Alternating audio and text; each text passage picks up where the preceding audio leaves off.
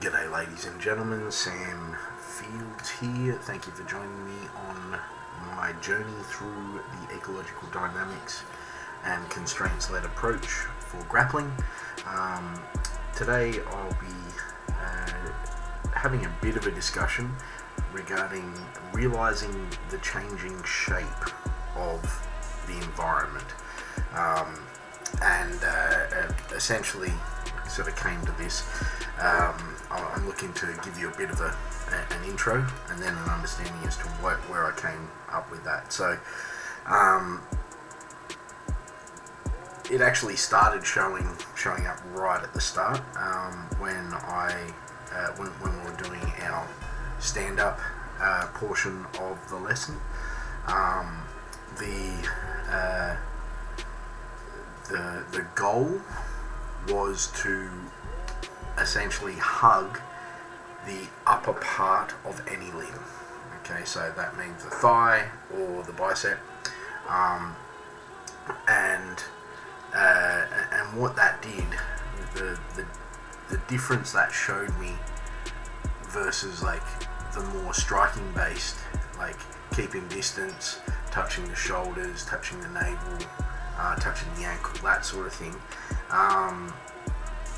Automatically we went to a more grappling base, so a hand was much lower,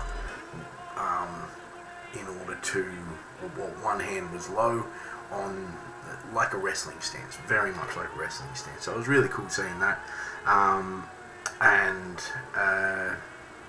the other thing with that game that I probably didn't pick up on and probably need to factor in is that just hugging one arm, you can get to like a 50-50 where they're hugging yours and you're hugging theirs. So I got to, I think again it should be chest on the back of the shoulder rather than just hugging the thing, but chest on the back of the shoulder, or arms around the single leg, or arms around double leg. So that was something. And then what we did was, from bottom side control, the goal was to get half guard, and from top side control the goal was to get mount. And it was interesting seeing the different emerging behaviours around this. So for example, like to get for Aaron to get mount, what he tended to do was get to a point where he had to go round north-south and then come round the other way. I can't remember what he did it to both me and Ridwan, but it was something with our arms so that he could get round, and then he closed in on the hips, brought the hips into him, brought the legs down, so it kind of shut the hips down, and then he went round the back and propped up the hips so you couldn't bridge or anything like that, and then went to mount that way, which was really cool. And then something that I noticed that I could do was, because we were starting with like the arm under the underhook and the arm under the head, and I sort of like timing wise and sensitivity wise, I just lifted the underhook up a bit, so it kind of did this on the opposite side, so now all of this was exposed. And then what Aaron did is, because he sort of saw it coming, was I started to lift this side up as well, so as I came up and around, he tried to get his knee in for the half guard, and I just stepped over, and it was just really good timing. So I'm going to play with that a little bit, because it was really slick, like doing it how I did it. I'm not saying that his wasn't slick either, but for me, what I felt was I could do that a bit easier. Something I was working on today was, so later on when we were doing open mat, I was just working on not settling in side control. So, and I was only kind of half thinking of this, but I watched a couple of years ago, Neil sort of messed with me saying at a seminar that he doesn't use side control at all, and none of the black belts do. And then Jordan teaches jiu-jitsu, he's said exactly the same thing, and it kind of, and I was watching a video on that, and I thought, oh yeah, that actually makes a bit of sense. I haven't got a fan in here, so I'm sweating like a bastard. Yeah, so anyway, that was a pretty good what do you call it? A pretty good game.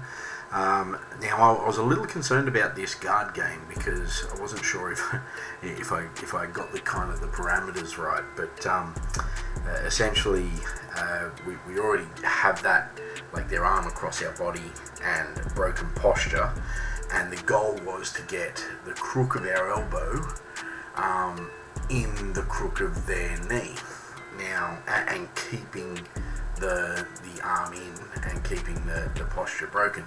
And then the goal for the person on top was to get their arm back and get their posture back. And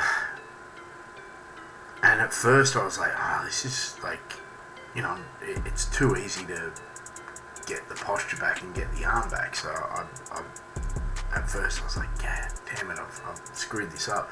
But then I noticed it was actually, as soon as you sort of figured out what was happening, it actually got a bit harder, which is better in this context. So,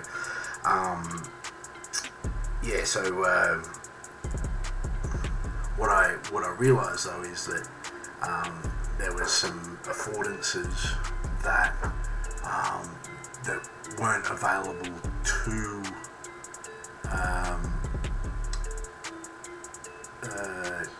there was affordances that would be available should I give another I can't do this. This is bloody, yeah, you can probably see I'm dripping with sweat here. Just put on the fan. There was because it was a singular goal, I was really trying to see if that was something that could be done if you had that singular goal. So what I'm going to do is build on that now, and because I noticed that Ridwan was heading out the back, and if that was a goal for him, then we'd head out the back, but he could go out the back, and then you'd have to obviously block it, which would allow him to then get that, get back under. And then I think what I'll also do is add to that again, and give the opportunity for a leg, like an armbar attack, just by getting that leg over. And I think by that stage, I'll have built a bit of a section of close guard that that is basically attack the back, attack a sub, and maintain a broken posture. So yeah. Anyway, I've got another session today that I'm going to, so hopefully I've got something else for you very soon.